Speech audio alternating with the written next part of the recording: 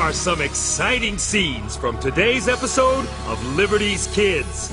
Now that Lord Cornwallis has joined Benedict Arnold, I am not even strong enough to get beaten. Gentlemen, our fleet has finally arrived nearby at Chesapeake Bay. It will carry our troops to a position from which we will crush the rebels once and for all. We must have information. What about your spy, McKee? The one who helped you almost capture Arnold? This slave could make defeating the rebels significantly easier.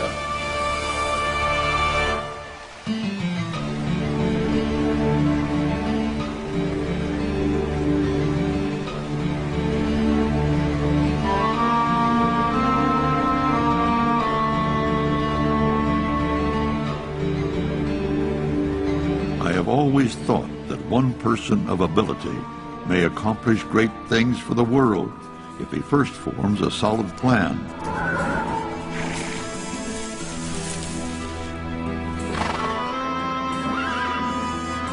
And then passionately devotes himself to following it through.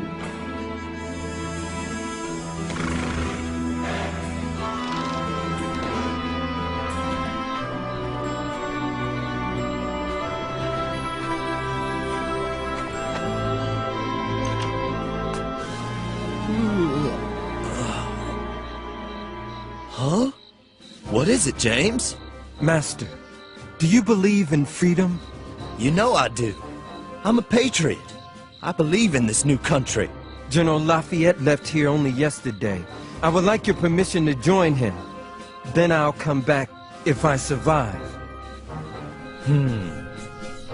All right, James. You may offer your services to the General. Thank you, sir. I'm much obliged.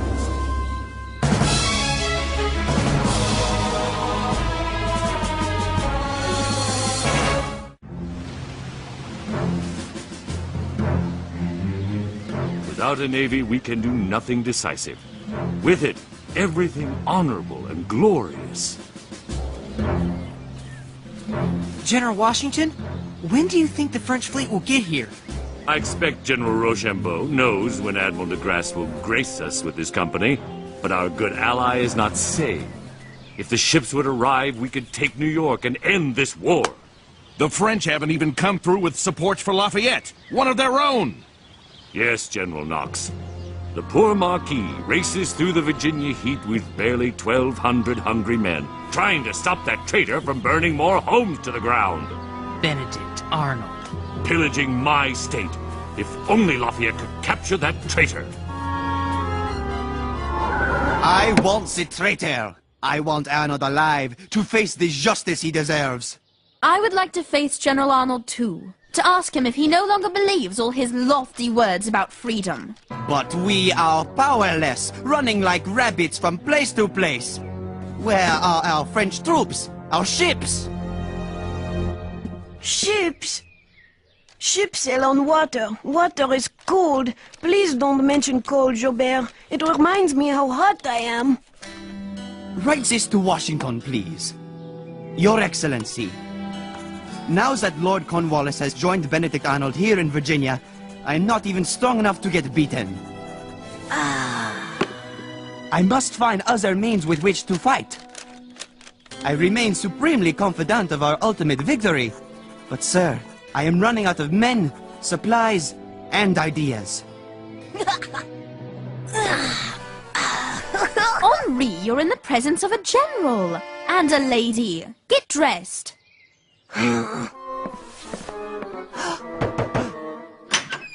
General, there's a Negro here who wishes to join us. Bring him in. Who are you, my friend? James, sir. What is your last name, James? My master's name is Armistead, so that is my name too. How do you think you can serve our cause, James Armistead? What are your skills? Sir, I am invisible. Huh? I'm a black man. Most white folk don't look at me. They don't think about me. They don't care about me. They don't fear me. Do you have any use for an invisible man?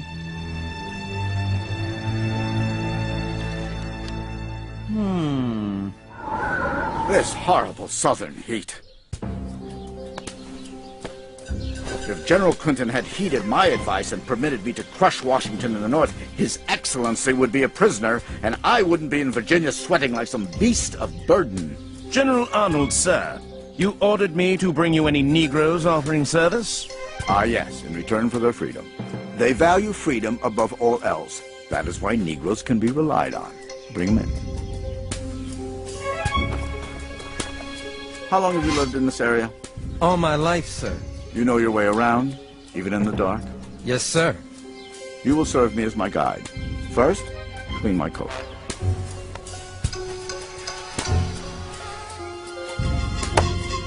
And I do hope you have a talent for killing mosquitoes. Lieutenant, I shall not wish to be disturbed tonight. Now and then I enjoy being alone with the trees, the crickets, and the frogs. I find it my sole opportunity these days for contentment and calm. If and only if there is a matter of extreme urgency, you will find me by the pond, just outside the northeast end of camp, relaxing.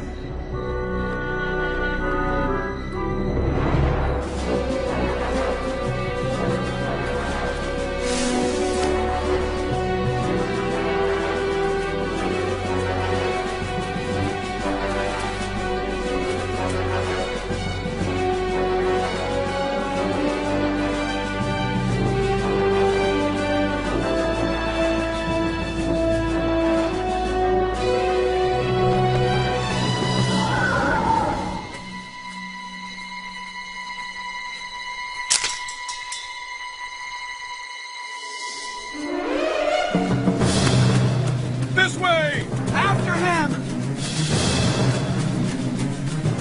Over here! Where'd he go?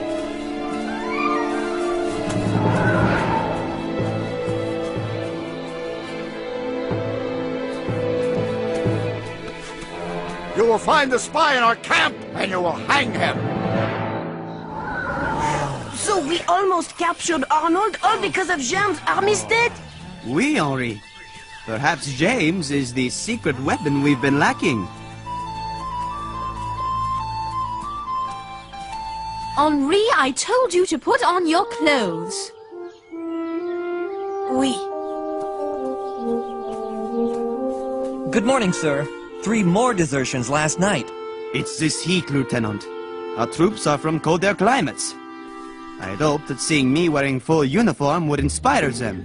Joubert, didn't you tell me there used to be warriors who fought naked? You, Henri Lefebvre, are not a warrior.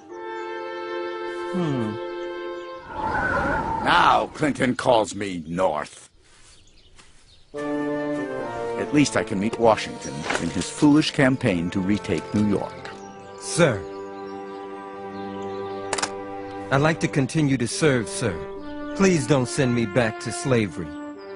General Cornwallis has arrived here in Petersburg. His lordship can always use another servant. The man doesn't even like to buckle his own shoes. Thank you, sir. I'm much obliged. An ambush!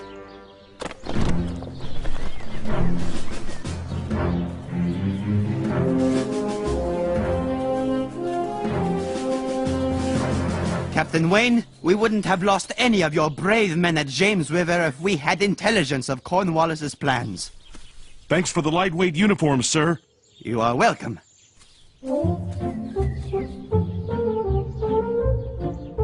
And now these rumors Cornwallis will be moving. But where? When? Must have sent you back a lot of money, sir. It was my pleasure. Worth every penny to get you into something other than your underwear. We must have information. What about your spy, McKee? The one who helped you almost capture Arnold? We have not heard from James Armistead in 2 months. It is my hope he has not been able to get a message out. It is my fear that he is dead or has run away.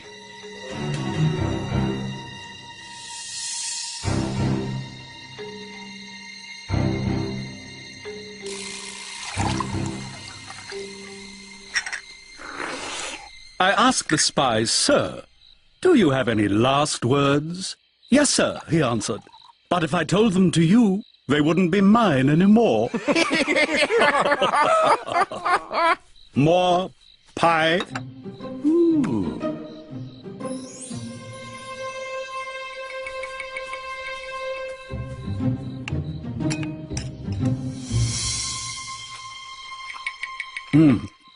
Now I shall tell you my news, which is not to travel outside this tent. Gentlemen, our fleet has finally arrived nearby at Chesapeake Bay. It will carry our troops to a position from which we will crush the rebels once and for all. We do not yet have orders as to where that position will be. Thank you, gentlemen, and good night.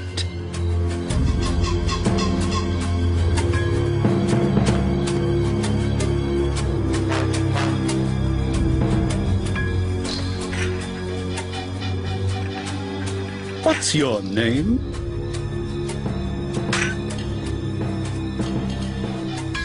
James, sir. James, I wish to have a word with you about something quite grave. Yes, sir?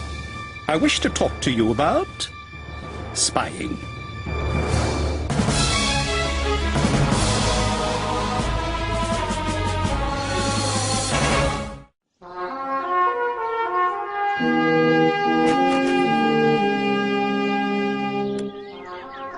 Lafayette had me write a letter to Washington for him. He told His Excellency he's devilish afraid of General Cornwallis. He's just trying to get Washington to send help. Jobert's not afraid of anything. Who's that?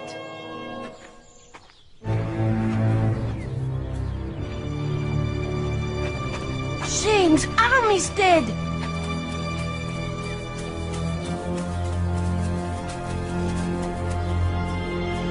James! James? Sir, General Cornwallis knows I am a spy. Then how is it, James, that you are still alive? I am a spy for General Cornwallis.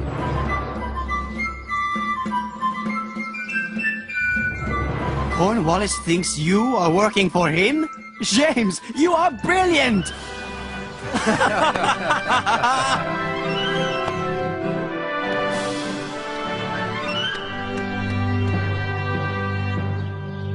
Cornwallis is expecting General Clinton to send some of the British fleet to the Chesapeake Bay with troops and supplies.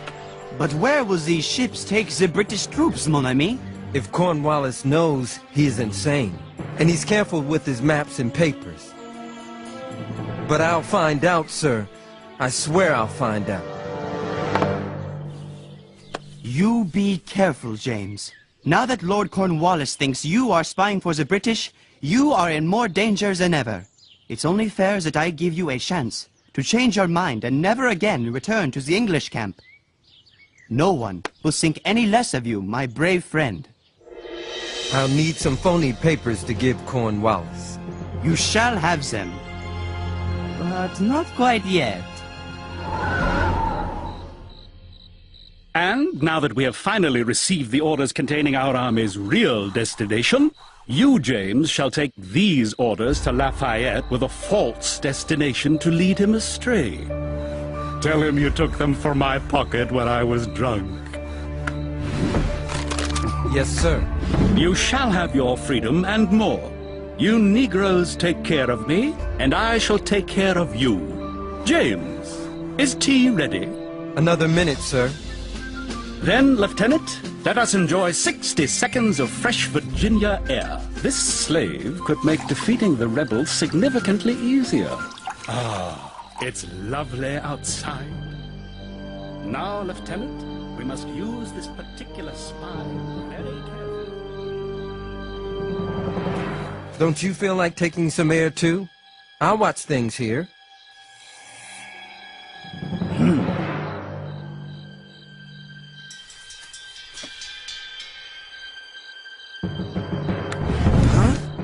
What are you doing? Simply the best crumpets I've ever eaten. I can only imagine the astonishment on my Please. I know you'd be rewarded, but delicacy in front of this grubby please don't little say anything. Please. I desperately wish I'd demanded the recipe from the man, but I was so surprised. I simply didn't think of it. I hope, Lieutenant, that our forces do not similarly squander such a splendid opportunity. Excellent. Cornwallis will move to near Yorktown here, where he'll wait for the British fleet to arrive in Chesapeake Bay. When his ships arrive, he will attack us. Washington must know of this immediately. James, how did you learn this? I was very nearly caught, General. I would have been put to death for treason if not for an African soldier fighting for the British. A man named Cato. Cato? Isn't that the name of Moses' brother? Yes, certainement! Cato! We must find out if it is Moses' brother. James, please don't put yourself at any more risk. But if it's possible to find out, it would mean so much to both of them. I owe the man at least that.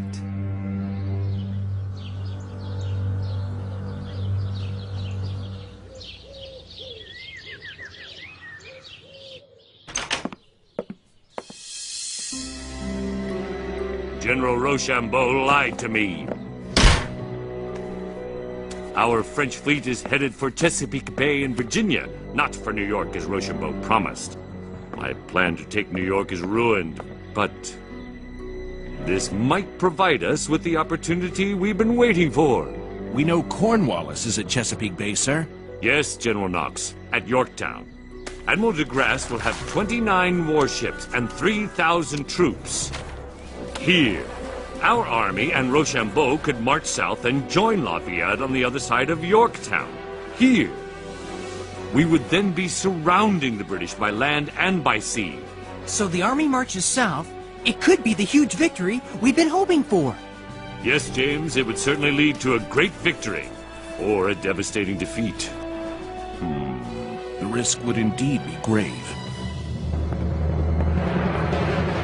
What if the march to Virginia in the heat decimates our troops? What if the French ships never reach Chesapeake Bay and leave us without naval support? What if we arrive here and the British fleet evacuates Cornwallis's forces? And worst of all, what if Cornwallis leaves before we even arrive in Virginia? News of very great importance is on the way. In the meantime, my dear Marquis, it is of the most critical importance that, at all costs, you prevent Cornwallis from leaving Yorktown. How can we hold Lord Cornwallis in Yorktown with so few men?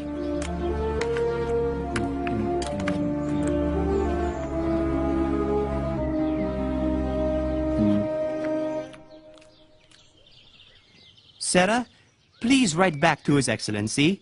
I hope you will find we have taken the best precautions to lessen his lordship's chances of escape. Yes, sir.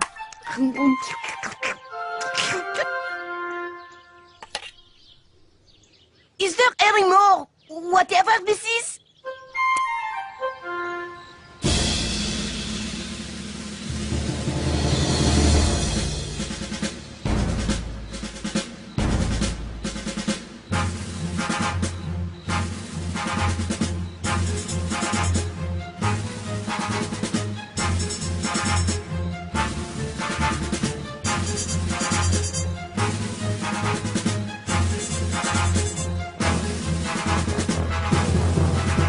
These plans you recovered were clearly intended for a large new rebel force on its way here.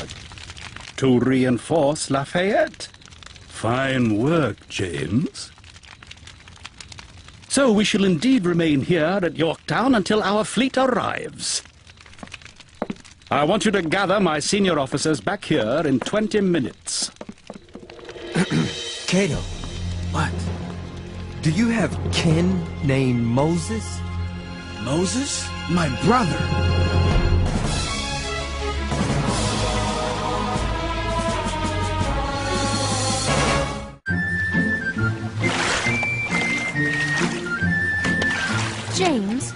What do you think about during your long walks between our camp and Yorktown?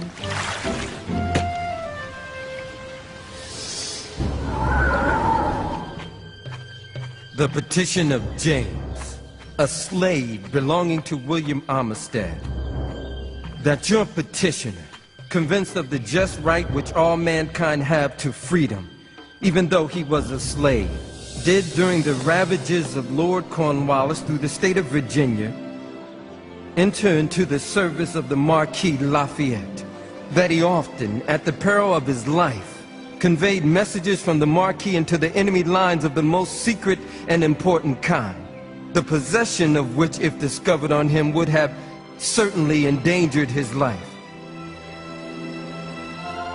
That for this duty, he should be set free, and his master paid for the loss of a valuable workman.